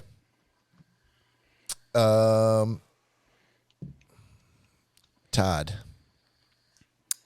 Cory? Or are you signing to me, Bob? I'm sorry. I was going to talk about assignments for you, but if you got one for Corey, go ahead. Cory, have you seen The Americans? Yes. Damn it. What about The Morning Show? Yes. Great. That's a great show. He's worn the fuck out of that Apple TV subscription. I'm breaking it down. Yeah. All right. I need another second then. All right. Todd. I'm not going to give you another second. Unless, what do you guys got? You guys ready? Yeah, I'm ready. Okay. You go ahead, Greg. You got Nick. So one of the few things that I remember from last week. Next week at the Outpost. The Outpost? Okay. You said hold that. I haven't seen that yet, and save that for next week. I remember that part. Yeah. Barely. Okay. Nick, you got Greg. Oh boy. I heard the disappearance of Madeline McCann's pretty good. It is pretty good. It's already on my list. Oh, you did? Oh, I got to. Greg, I do like this movie, and I've given it to, I think, a couple people, but that's okay because I haven't seen a lot, and apparently I need to make better picks per person. No, you're doing good, man. Greg, did you see Into the Tall Grass? Oh my God. You don't have to watch it again, Corey. So okay. that's a no, Greg? You I haven't don't seen think so. Let me double check here. it? Into the Tall Grass. That's Netflix, right? It's pretty self-explanatory, Greg. If you've seen it, I'm sure you know. It's good. Hold on 1 second. Corey was not a fan. Edit. Mute. Oh, I'll shut this entire thing down right now. Have you seen it? I have not. All right, so that's what you got. You don't need to Okay. watch the trailer right now. No, I was, just setting it up here. Oh, trying to- okay. All right, look like Todd. on You my still list. you still need a minute for Corey? I think I got. Have you seen Life in Pieces? I assigned it before, but the person never came back. Yes. You seen that? Yeah, Danielle watches it. Okay. Bob. Yeah. Damn it. What's that supposed to mean? Did you get him? All right. So you still need a minute, Todd? I do. All right. In the meantime, Todd, have you seen? What are you least likely to have seen here? Rocky Horror Picture Show. Have you seen Beastie Boys Story yet? No. Oh, you have Apple TV Plus, don't you? I do. That's what you got. Beastie Boy story. All right. Have you seen Into the Badlands, Corey? I don't believe so. There you go. Is there any grass involved? Actually, there is. Strangely enough, there is. Corey loves going into the grass. Now, Nick, Todd, Greg, Todd. Yeah. Yes. Is that the series that was on AMC?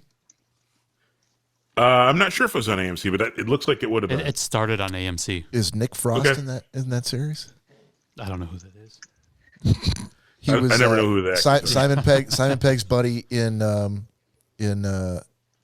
every one of the movies that Simon Pegg's been in. That helped.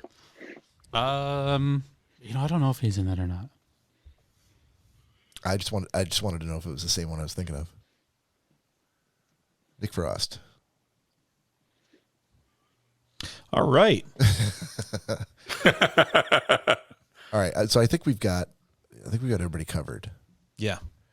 Yeah, you assigned that to Ken back in mid-February, Todd. Life in Pieces. Yes, and nobody ever reviewed it. That's him. Was he in it? Okay. Well, I'm sure the review is going to be scintillating, and one day we might get to it. Scintillating. But we're going to set up a table week. and have Greg and Ken back for a review of that. That would be amazing. We need to really make some time. Life affirming. All right, so that's it for Gentleman's Agreement. And now we're going to move into the segment of Nick's choosing. Well, I would like to, more than anything, keep the camera on myself. But considering Corey's been out of touch for quite some time, maybe go to Funko This. Ooh, we can do that. Hit the musical note button, Greg. You going to go over one more screen? You guys are doing great tonight. I know. Yep. Red button on the board. Funko This.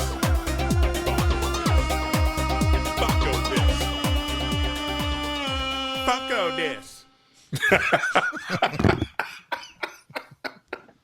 Wow. Every time. Totally worth it. Stupid. Funny, stupid. Let's get it right.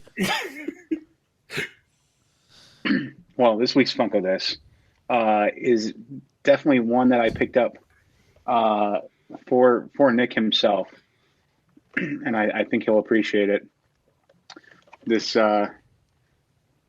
week's is the Man in Black. Ooh. Sweet. What is it? Mr. Yes. Oh yeah. Mr. Johnny Cash, the Man in himself. Black. No way. You can leave that one at my house. Is he actually in black?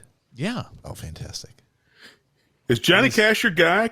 Yeah. Nick? Fuck. Oh, yeah, dude. Country music's my thing, but Johnny Cash is Well, awesome. Johnny Cash is a class by himself. Oh my God. So look at the guitar. Look, the guitar's on his back, right?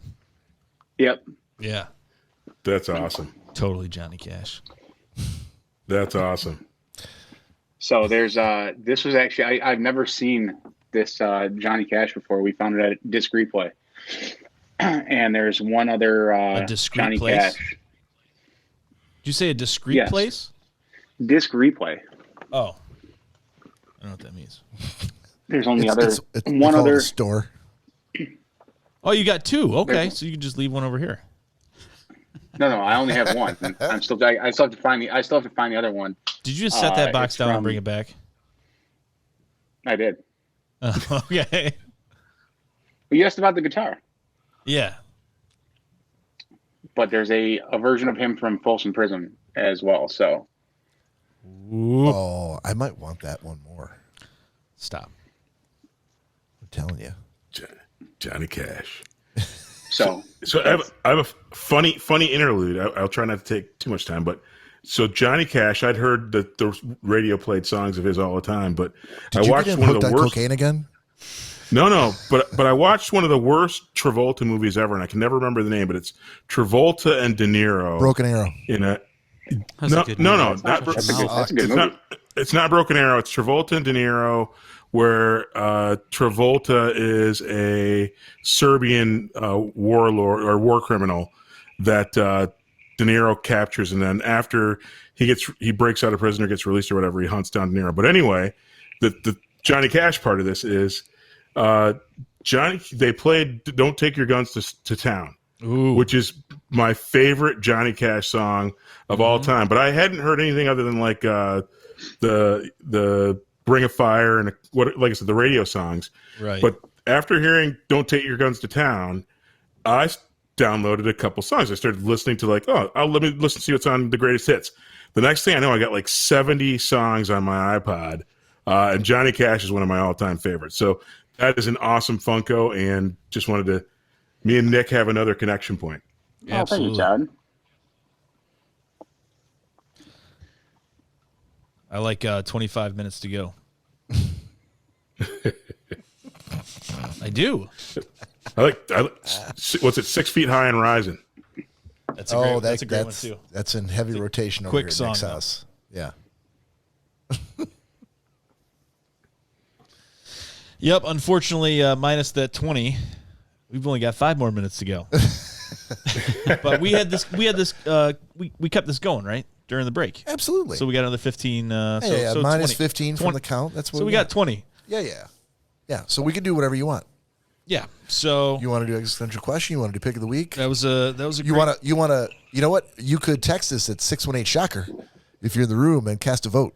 What would you rather hear next? Nick's existential question of the week or pick of the week? Yeah, we're not waiting for that. We'll do that for next week. What are we doing? It's an audio podcast. All right, we're still waiting to know what you think. You don't think we can keep dancing until we get that text? No, I think we could. We're going to do existential question. God damn it. Sweet.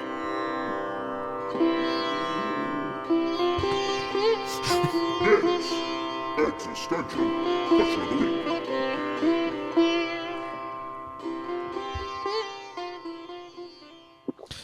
All right, this week on. Look how happy Todd is right now. I'm watching. Greg and I are watching him going like, I'm so good. I'm so smart. Oh, that's me. Another song with me. So you're relatively newer to the podcast than most of the other co-hosts. How do you make sure that your voice is heard throughout everything? Well, I make all the songs to every segment, so you're constantly going to hear me.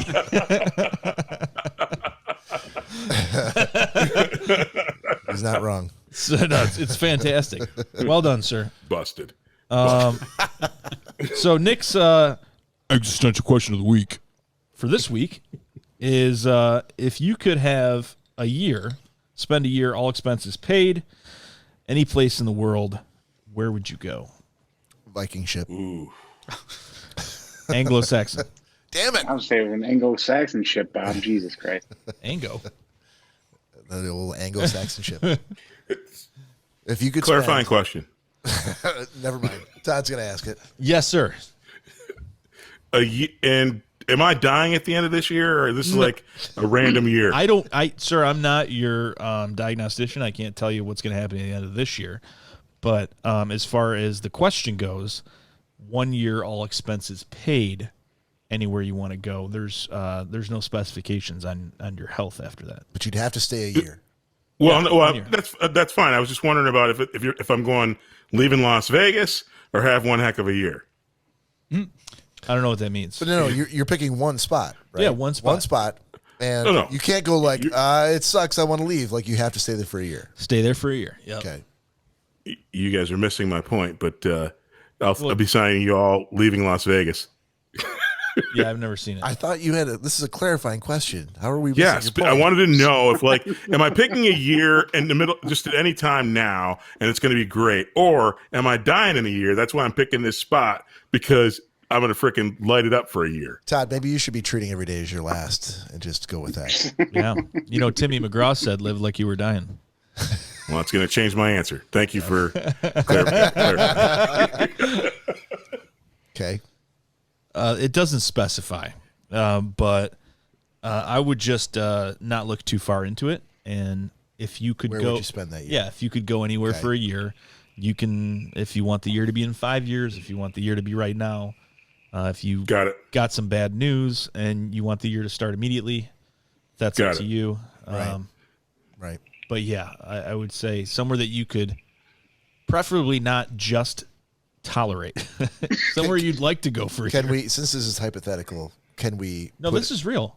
It's real. We're doing this. We're doing this. Can we put the caveat in there that Nick's actual question of the week? And Bezos is paying for it. There's there's no COVID to deal with. No. Yeah, we can say It's 2 years ago. Okay, all right. Yeah, no COVID. So COVID's gonna hit while you're there. Okay. 3 years ago. Okay. No COVID. There we go. You spent a whole other year there. Okay. So 1987, Bob, where are you going? 1987. Heyday. You know where I'm going. I do. Yeah. You know where I'm going. Perry. That picture Perry. of you, picture of you He's hiking going to with brown gay hair. Perry. Yeah, that's it. Paris? Yeah. Why are you going to Paris? Because I love it there. Would love to. Beaujolais. He likes the Beaujolais. Okay. Yeah. Sorry, Paris. I didn't know how long this answer is supposed to be. No, I didn't. Okay. I've started joking. No. at first. I've talked about it a lot. I figured it was one of those things where like, Bob doesn't even answer. Well, I know what he's going to pick. Oh no. Okay. Todd so won. The rest of you, nothing. Yeah. So you went to Paris by yourself one time? I've been there twice. Loved it both. I'd love to go back. And you're just by yourself and having a great time? No, I was there for my honeymoon and then went back for another honeymoon 10 months later. So, yeah, I won a trip on the radio to go back. Oh, that's right. Yeah. So okay, cool. Yeah, I've never been, so that's awesome. Yeah, I'm sure there's plenty of other places in Europe that are equally as cool, possibly cooler, but I've never been there. And so if I have to pick one for an existential question, it's going to be Paris. Yeah, you got to go with what you know. Yeah. Todd, do you have one? I do. Todd, just say Paris. No. You could join me. I'm you and me in Paris, Todd. In 1987. Since it's 1 year and I'm not planning on kicking off. This isn't like my last wish. And it's 1 year. I think it'd be perfect. All expenses paid. Singapore, baby. You've been to Singapore, right? Many times. Many times. Yep. What is it about Singapore that draws you back? It's the New York of Asia, but clean, safe, really friendly people. English, even though there's a large. That doesn't sound like the New York of Asia. That sounds more like the Dubuque of Asia. But I'm saying action-wise, things to do. It's a 20-mile island with tons of things to do. Great food, great restaurants, friendly people, safe, clean. Don't get drunk and chew spit, or else, Cory, you'll get caned. Oh. I'm all right with that. I just call that a good time. If you chew while you're drunk, then you get caned. If you spit on the sidewalks or leave gum in Singapore, you will be caned. There's only one exception to that rule. A number of years ago, keep this brief. No, I went with a guy who played football at Nebraska, worked for EMC, and anyway, he's about 6'7", and he's still lean and at about 340 pounds. And I remember telling him, I'm like, Singapore. And he's chewing Kodiak, spitting on the sidewalks, and I'm like, dude, you are going to jail. I go, and I can't wait to see it because they're going to have to bring a whole platoon of soldiers because he's clearly the biggest man on the island and maybe in like 400 miles. But anyway, yeah, very, very clean. You don't spit. Remember the kid that spray painted an underpass and got caned? Hang on. Yeah. Time out. Did he ever go to fucking jail? No. God damn it. Dude, I think everybody who would have tattled on him realized how big this human being was. Because again, people in Asia aren't particularly huge unless you're in the sumo arena. Right. Fair enough. I was just kind of hoping that there was going to be Hey, Cory, nobody was hoping more than me because I wanted to see it. Oh, I don't doubt it. I wanted to hear about it. I'd be telling it. Wouldn't it be awesome? There'd be a documentary. There'd be a documentary. During Cory's year, wherever he goes, if he was caned. during that year. No, I would never want to see any of my friends caned. But if you heard the story, horrible. But if you heard the story like it had happened, would you be like, "Wow, that's kind of funny"? No, it's I would laugh. incredibly painful. Well, maybe. I've never been caned. I assume it doesn't feel good. Lori, hint, hint. Wink, wink, nudge, nudge. We can change that, Bob. I assume it's not a pleasurable experience, but it's probably not that bad. Got a couple plastic hangers. Come on, Cory, suck it up and just be caned.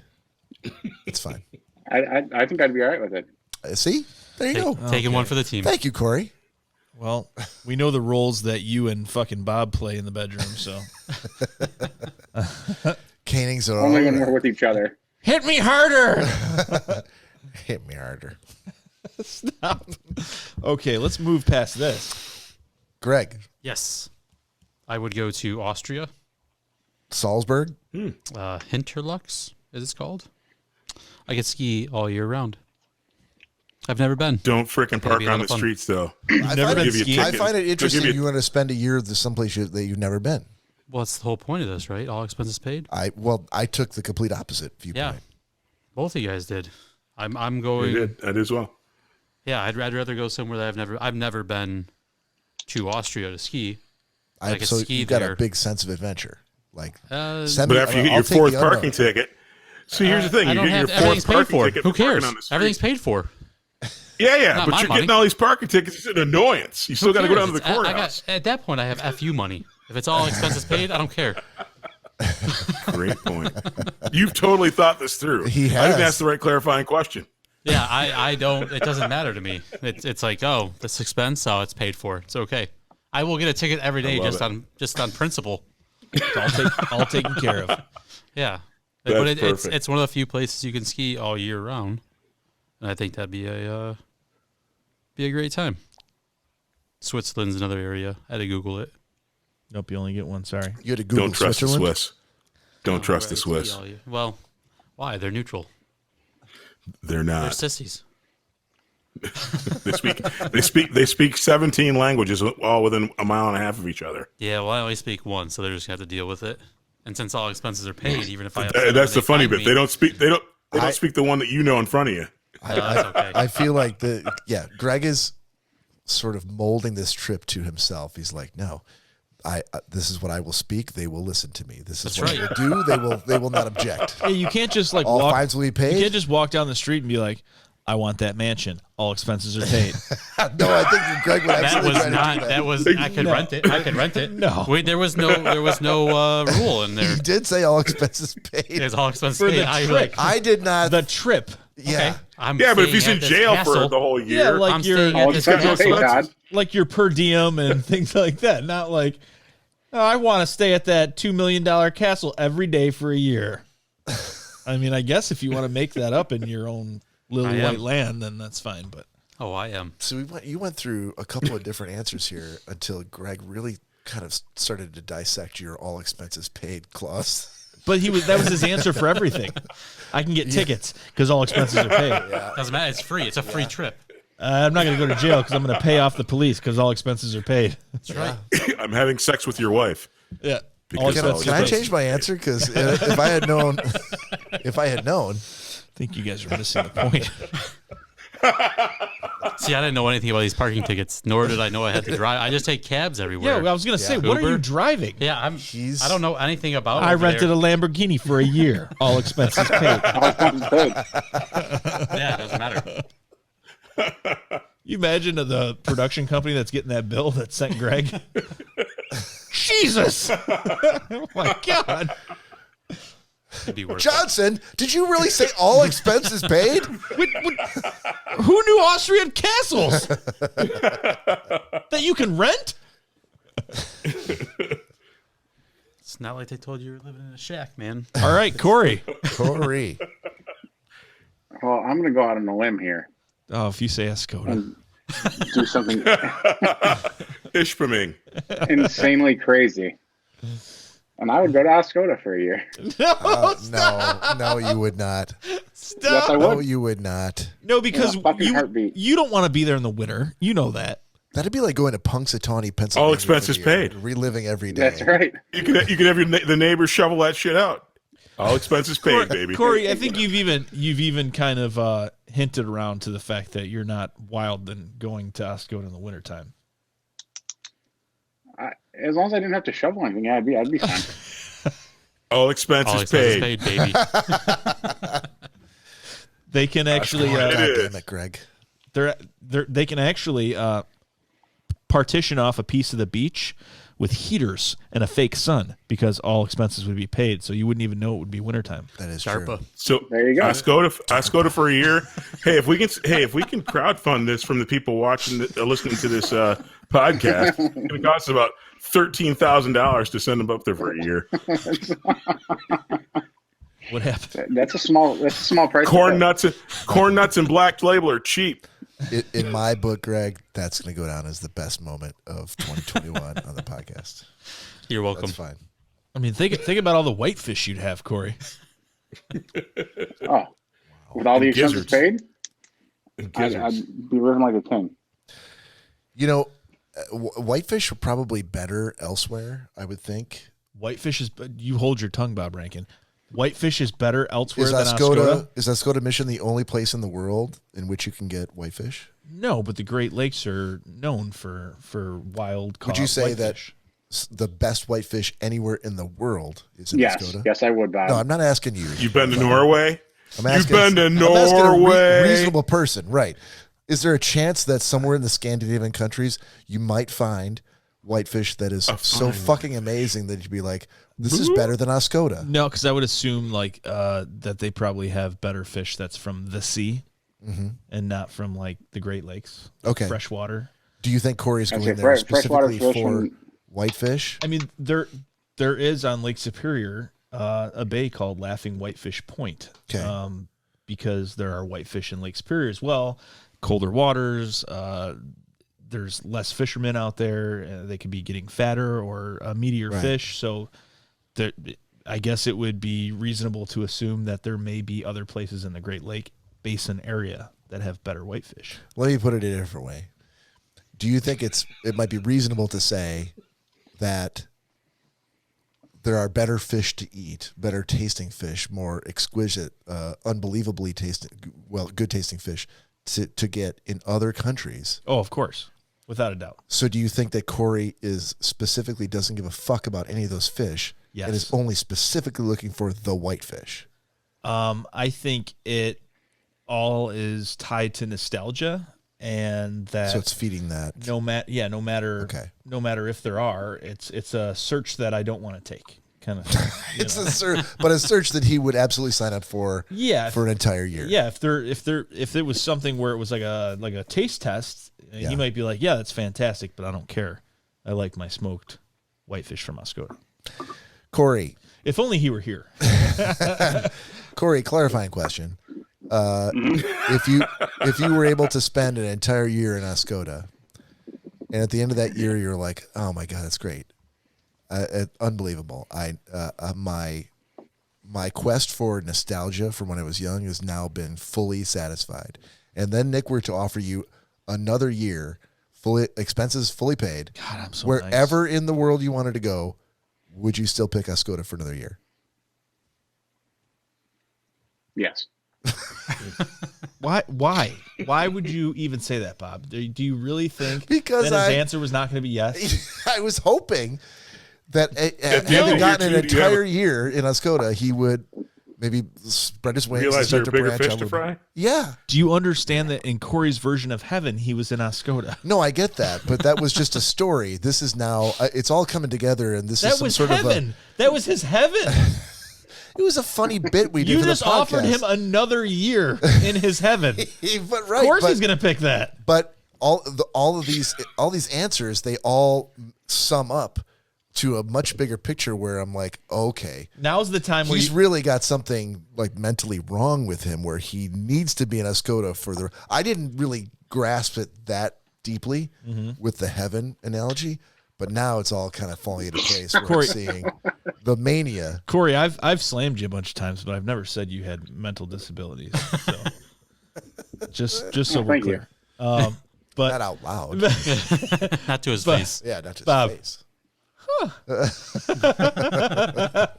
But so what you have to do with Cory, which also wouldn't work, is you would have to say, Yeah.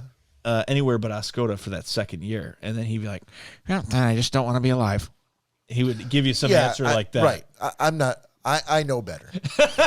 But I don't think you do. No, I do. Because think- you have to go right to the crux. Because if he says, I want another year in Oscoda, then the other question was just going to be just like you said, I'd rather kill myself. But you walked right into that valley. No. I went with all the archers up on both sides of it. No. And you're like, no, not maybe at they're all. reasonable.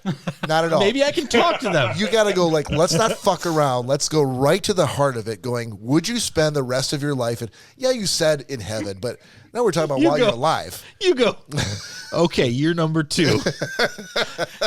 So anywhere else you've already been to Oscoda, where would you go? Oscoda. Okay, now that you've got 2 years of Oscoda out of your system, the third year, Nick There's no way you're going back to Nick's done it Oscoda, again. right? Nick has done it again. He's going to let you do this on his dime. We don't know where he's making all his money, but he's going to do it. Yep. You wouldn't go to Oscoda 3 times, would you? Yeah, well, Oh my God! Blown Have you ever away. been anywhere else? Have you ever Oh been? yeah, I've been elsewhere. He's been to all the places on the way back. I've been to man. Claire. All the places on the way and back from Oscoda. I have been to a number of Claire. different places with Cory. I can personally say Frankenmuth, Memphis, Detroit. Portland, Louisville. No, not Louisville. Fabulous Ferndale. Austin. Dearborn Heights. I would personally rather go to any of those places over Oscoda, but I get that Wow. he liked Oscoda. What blows my mind is that having spent a whole year there, he would go back again, given that he could go for another year and go anywhere else in the world. I think Even after- over Gaylord? He wouldn't go to Gaylord before Oscoda? Gaylord? He's never been to Gaylord. He's I also never been to Innsbruck, Austria, but it doesn't matter. you don't hit Gaylord on the way to Oscoda. That's true. I think Houghton? Unless you're coming Hip south. uptown, bitches. Unless you're coming south from the UP. I think you after might. a nice frozen desolate Oscoda winter, he would change his tune. He just said he wouldn't. But he's never gone through that before. He's been in Oscoda. He seemed pretty sure. But he's hearing, the Beach Boys playing in his head. He's running through Beach Boys? running through the sand. Never heard the Beach Boys. Yeah, he's all the Like Barbie Girl. and- never had a shirt on. All the Chewy wants. Campfires till 3 a.m. That's what he's envisioning. He's not envisioning like in a frozen Lake Huron, and all the Lixies fish markets are closed for the season, reason freezing, stuff like that. Yeah. And God damn it! I had to fucking Nick, go to you- fucking 5 you so gas soon- stations. None of them are fucking open. You so soon forget that I played hockey for a very long time, so You're a not huge gonna frozen just lake would be absolutely amazing. okay, Cory.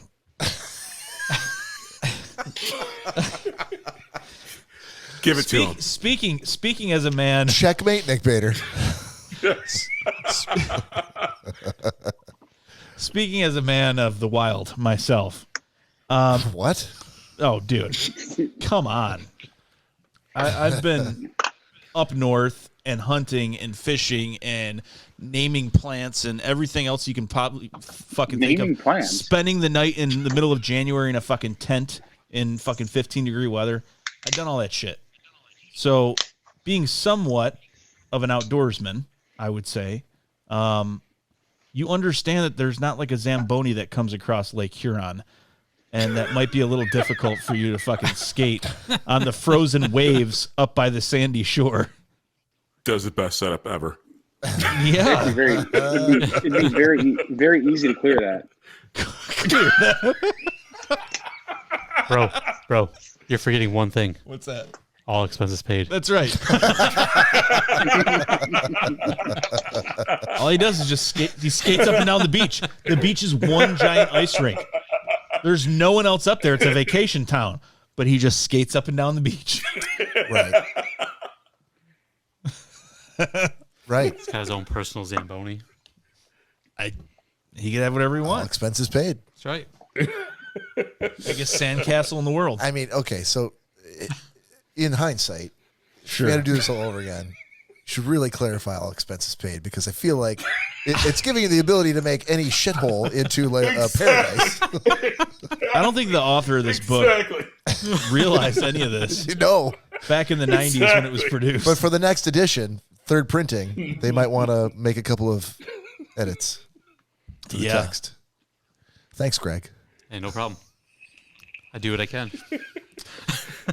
No, you did all that you could, and we actually drove it to the ground. You should just let me go last. I could see that though. I could see Cory, living somewhat primally and growing his beard out even more. When you say primally, making a word, making it is now making hatchets and hanging. I feel like you're talking about like Tom Hanks and Castaway, hanging up fish to smoke. Slow and Lord steady. Lord of the Flies, Tending bees. Slow and steady. I could see Cory really enjoying that lifestyle.